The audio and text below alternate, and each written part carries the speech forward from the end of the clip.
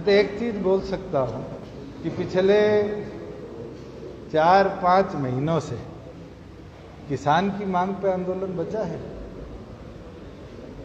आप खुद उठाकर देखो, आप पत्रकार हैं सारे, मैं तो आपके माध्यम से भी देखता हूं कि अब आंदोलन किसान की मांग का नहीं बचा। किसान की मांग क्या थी, उसकी मंडी चलती रहे, वो हमने चलाई और बहुत बेहतरीन तरीके से चलाई। किसान की मांग थी कि फसल एमएसपी पर बिके, एक एक दाना गेहूं का खरीदा गया और सरसों मंडी में नहीं आई, सूरजमुखी मंडी में नहीं आई, दाल मंडी में नहीं आई। 6 क्रॉप्स हमने एमएसपी पर परचेज करने का फैसला लिया।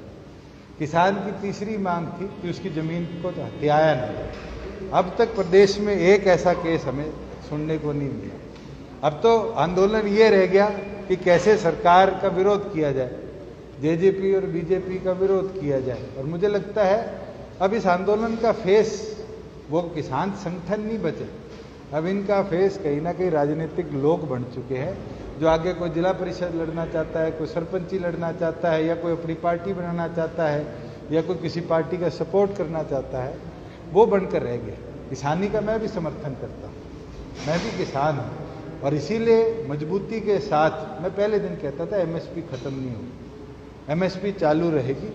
और मैं तो आज भी कहता हूँ, आज अगर जीरी का भाव 60 रुपये बढ़ा है, एमएसपी 62 रुपये, तो उसका लाभ किसको मिलेगा? 400 करोड़ रुपया एडिशनल अगर हरियाणा के खाते में आएगा प्रोक्योरमेंट में, तो उसका फायदा किसान को मिलेगा, और किसान को यही फायदा देना हमारा लक्ष्य है। और जब तक हम सत्ता में हैं, किसान को इसी तरह का फायदा हम देते रहेंगे। कल हरियाणा के उप मुख्यमंत्री ने एक अजीबोगरीब बयान दिया। आज उस बयान के ऊपर हम अपनी प्रतिक्रिया देंगे। टिकरी बॉर्डर पे बोल रहे दुष्यंत चौटाला ने कहा कि वे बॉर्डर पे आज के दिन किसान आंदोलन में वही लोग बैठे हैं जो कि जिला परिषद, सरपंच का या ब्लॉक का चुनाव लड़ना चाहें। तो मैं उन्हें यो बताना चाहूं, काल का बालक है वो। पहली बात तो यो कि चुनाव लड़नी आदमी कदे 50 डिग्री तापमान, कदे -3 डिग्री तापमान, रोज आते तूफानों को नहीं झेल सकता। राजनीति करने वाले लोग तेरतरिया पोले हुए हैं, उन्होंने एसी में रहना हुआ है और झूठी बकवासा करनी हुआ है। तो यहाँ पर लगभग हमारी 520 शहादत हो चुकी।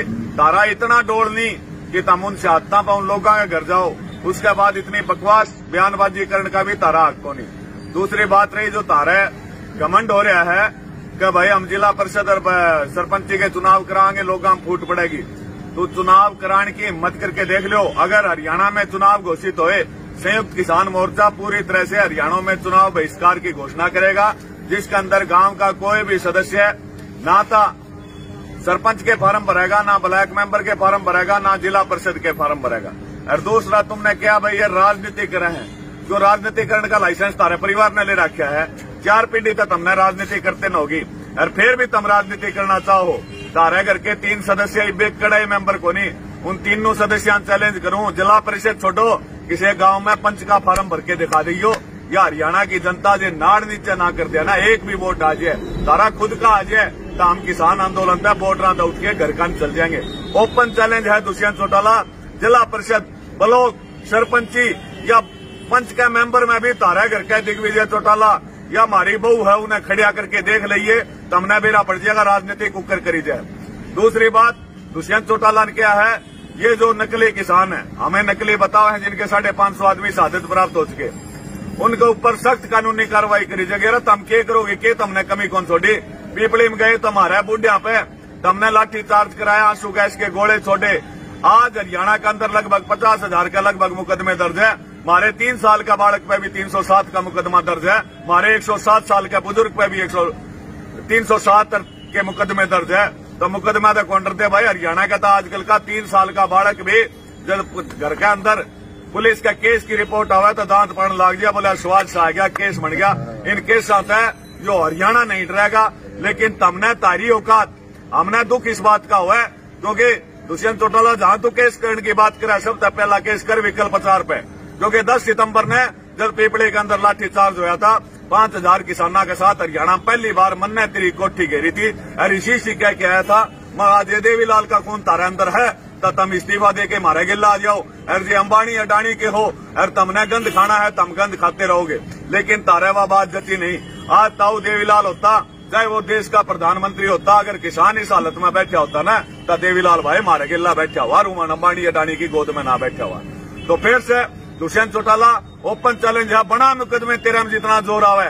और तू राजनीति की बात कर है, तेरे परिवार के जो सदस्य है अजय चौटाला और दिग्विजय चौटाला और मारी बहू जो है, उन्हें तू गांव में पंच में मेंबर उठा दे। इलेक्शन में पंच का इलेक्शन सबसे छोटा इलेक्शन हुआ, वार्ड का इलेक्शन में खड़ा कर दिए। ये एक भी वोट आ जाए ना तो ये किसान दिल्ली तक उठ के अपने गांव कान चल जाएंगे। और आगे तक अगर किसान का समर्थन नहीं कर सकते, अरे कम से कम शर्म करो। चौधरी देवीलाल का परिवार तक हमने जन्म लिया, इसी बेकार बातें करना, किसानों के ऊपर कटाक्ष करना। बोले हमने एमएसपी दे दी, के वेरातन एमएसपी का कौन सी एमएसपी दे दी? बक्का का रेट जो है 1950 रुपये बकन लाग रहा, 800 रुपया बाजरा। अब तो गेहूं एमएसपी पे बिका देना, मेरे दौर पड़ी है, रोज तक में किसान ढेरी लाए बैठे हैं। तो किसान जो है, और दूसरी बात तेरा बैम कानूनी कार्रवाई का तन्ने 6 महीने हो गए, अपना सरसा घर में नहीं घुस सकिया। हिसार में तन घुसने की कोशिश करी, हजारों की संख्या में किसानों ने विरोध कराया। तो छोड़ सरकार की, तो छोड़ सारी बातों की, तो सरसा में अपने घर के अंदर आके कोई प्रोग्राम कर दे, हिसार में करके दिखा दे।